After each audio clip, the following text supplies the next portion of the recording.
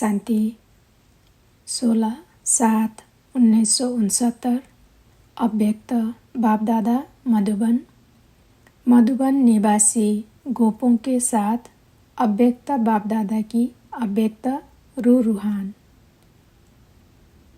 आज किस लिए निमंत्रण दिया है? मिलने के लिए ही बुलाया है या और कुछ लक्ष्य है? आप सभी इस संगठन में किस निमंत्रण पर आए हो? मधुबन निवासी गोपों का किस लक्ष्य से यहाँ समागम हुआ है? बाप दादा तो इसलिए आए हैं कि आप सभी बच्चों का परिवर्तन समारोह है, तो परिवर्तन समारोह पर आए हुए हैं। भट्टी में किस लिए बैठे थे? परिवर्तन के लिए। तो आज परिवर्तन समारोह में मिल रहे हैं। परिवर्तन की उत्कंठा सभी में बहुत अच्छी है, उत्साह भी है, हिम्मत भी है। आज की भट्टी के चार्ट से यह देखने में आ रहा है। इन गोपों के परिवर्तन के उत्साह से आपको अर्थात कुमार का दादी को क्या क्या देखने में आता है? जैसे आंधी को देखकर मालूम पड़ता है कि वर्षा आने वाली है। इस परिवर्तन के उमंग से आप क्या समझती हो? परिवर्तन क्या पहचान देता है? इस परिवर्तन का उमंग खास इस बात की पहचान देता है कि अभी प्रत्यक्षता का समय नज़दीक है। पहले प्रत्यक्षता होगी, फिर इस सृष्टि पर स्वर्ग प्रख्यात होगा। तो यह पहचान देता है प्रत्यक्षता की। वर्तमान समय देखा जाता है कि हर एक वत्स अपनी अपनी प्रत्यक्षता प्रत्यक्ष रूप में ला रहे हैं। पहले गुप्त था, जैसे सूर्य के रोशनी में सितारे छिपे हुए होते हैं।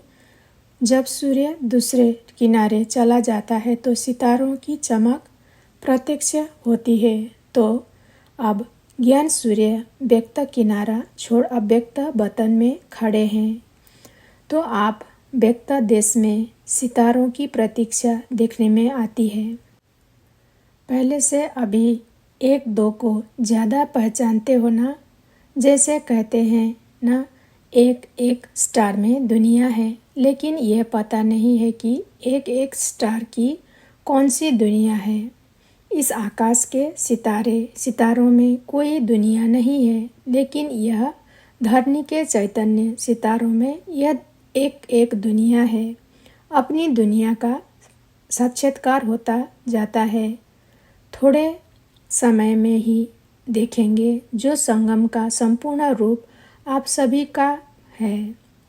मालूम है संगम का संपूर्ण रूप कौन सा है? शक्तियों और पांडवों के रूप में।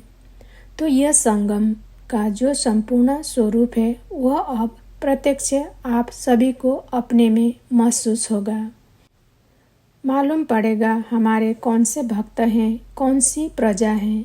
जो प्रजा होगी वो तो नज़दीक आएगी और जो भक्त होंगे वो आखिरी पछाड़ी में चरणों पर झुकेंगे।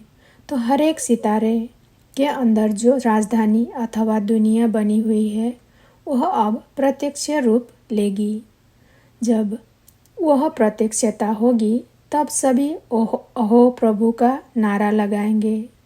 अब यह समय नज़दीक आ रहा है, इसलिए अब जल्दी परिवर्तन को लाना है। आप रचयिता होना, जैसा रचयिता होगा वैसा रचना होगा। रचयिता को अपने रचना का ध्यान रखना है।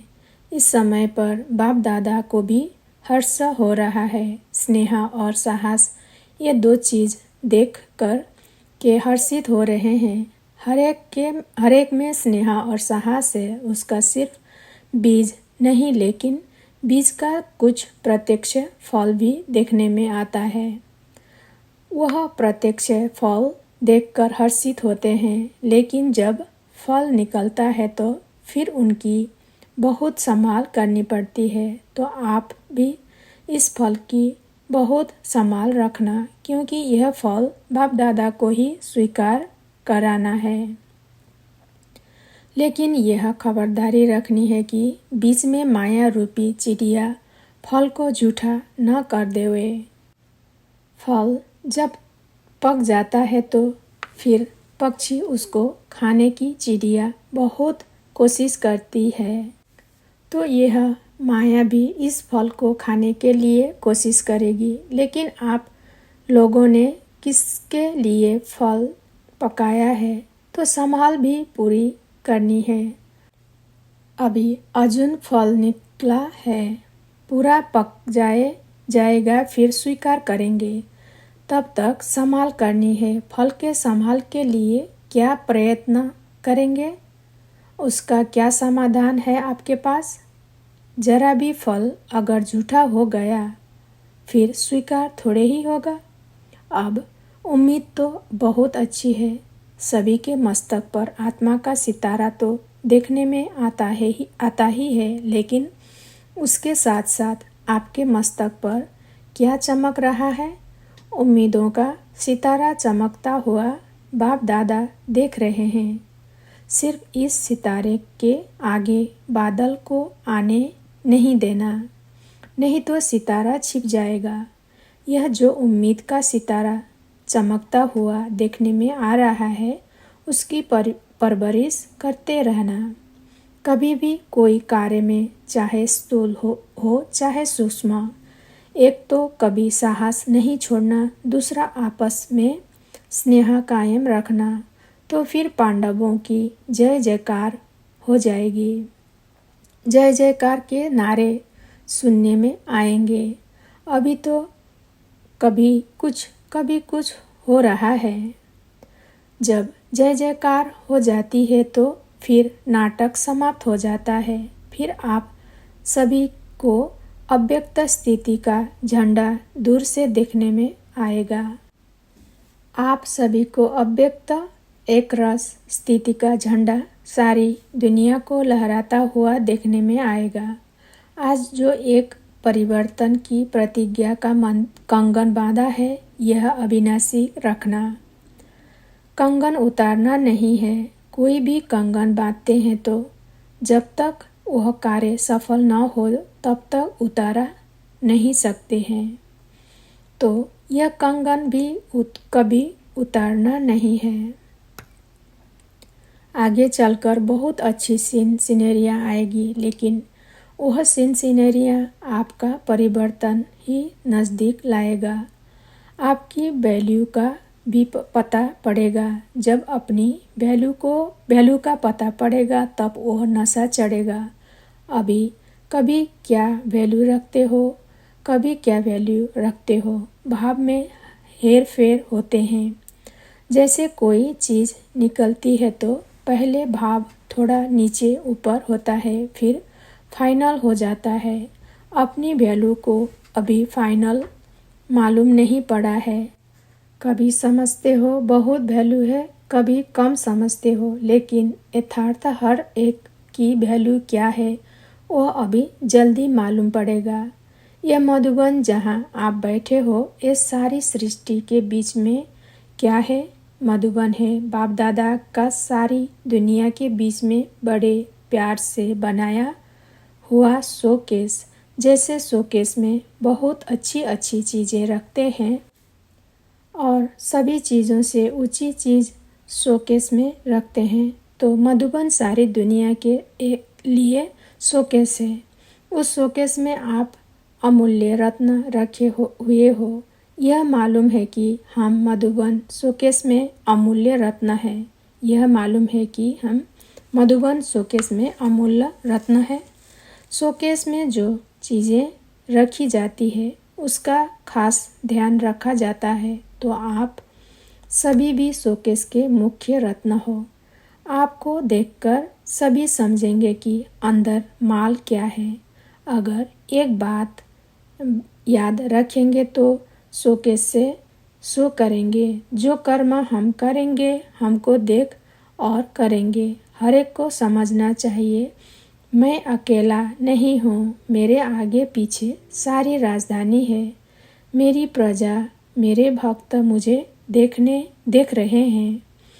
हम अकेले नहीं हैं। अकेला जो काम किया जाता है उसका इतना विचार नहीं रहता है। अभी अपने को अपनी प्रजा और भक्तों के बीच में समझाना है।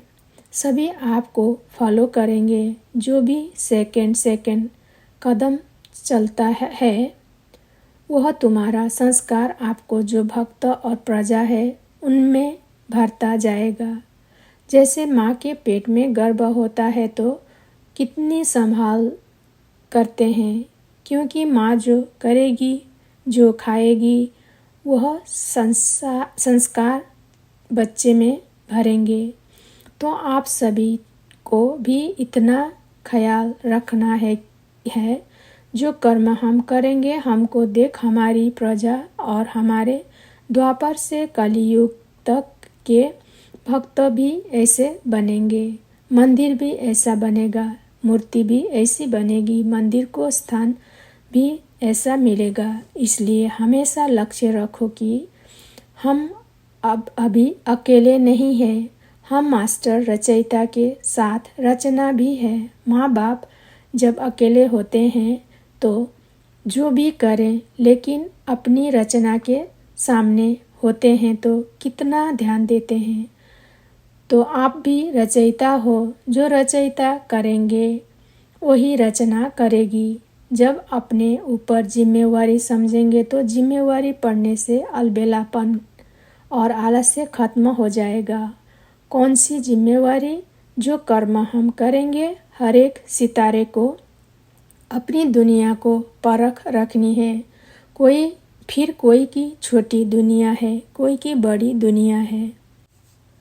समारोह किया ही इसलिए जाता है कि जीवन भर के लिए यादगार बन जाए। यह समारोह भी इसलिए है। आज का दिन यादगार है। समारोह में निशानी दी जाती है ना। बाप दादा कौन सी निशानी देते हैं? बाप दादा 2 बातें को सौगात देते हैं, खास मधुबन वालों को। शिक्षा तो मिली है कि साहस और स्नेह नहीं छोड़ना है। सौगात क्या दे रहे हैं? एक ही लगन में हर वक्त रहना, हमारा तो एक दूसरा न कोई, और 2 एकानामी में रहना, एक की याद और एकानामी। यह 2 सौगात आज के समारोह की है। कितना भी कोई अपनी तरफ खींचे, लेकिन एक के सिवाय दूसरा न कोई। यह है मनसा की बात, और एकानामी है कर्मणा की। तो मनसा और कर्मणा दोनों ही ठीक रहे तो वाणी ठीक रहेगी। यह 2 बातें खास ध्यान पर रखनी है। जैसे साकार रूप में भी देखना कि एक लग्न और एकानामी। इसलिए याद है मंत्र कौन सा सुनाते थे? कम खर्चा वाला नसीन। एकानामी के साथ यह मंत्र भी नहीं भूलना। एक नामी भी हो, साथ साथ जितनी एक नामी उतना ही फ्राक दिल भी हो। फ्राक दिल में एकानामी समाई हुई हो। इसको कहा जाता है कम खर्च वाला नसीन। आप और सभी से एक्स्ट्रा भाग्यशाली हो। क्यों? कहते हैं ना कि जिनके घर में बहुत मेहमान आते हो वह बहुत भाग्यशाली होते हैं। तो तुम एक्स्ट्रा भाग्यशाली हो, क्योंकि सभी से ज़्यादा मेहमान यहाँ आते हैं। लेकिन मेहमान निवाजी भी करनी पड़ती है। मेहमान निवाजी ऐसी करनी है जो अपने घर से पूरा ही मेहमान हो जाए। जो अपने घर से पूरा ही मेहमान हो जाए। आपकी मेहमान निवाजी उनको सदा के लिए मेहमान बना दे। बाप दादा साकार में यह करते दिखाते थे। एक दिन की मेहमान निवाजी में पूरे जीवन के मेहमान बनाना। ऐसी मेहमान निवाजी करनी है। इसको कहा जाता है सन सोज फादर। अच्छा, इस क्लास के अंदर सभी से ज़्यादा पुरुषार्थी कौन है? नंबर 1 कौन है? 1 2 से सभी अच्छे हैं। एक तो कमाल है, यह तो कमाल है। यही ग्रुप है जो सभी से नंबर 1 नंबर उठाया है। क्योंकि कोई ने किस बात में विशेष पुरुषार्थ किया है, कोई ने किस बात में किया है, इसलिए सभी नंबर 1 है। इस ग्रुप में यह नंबर 1 का ठप्पा अपने ऊपर लगाया है। यह नंबर 1 का ठप्पा नहीं भूलना। मुख्य 4 बातें नहीं भूलनी है। एक तो शिक्षा, सावधानी, ठप्पा और 1-2 को आगे कर उन्नति को पाना। यह 4 बातें कभी भूलनी नहीं है। अच्छा, ओम शांति।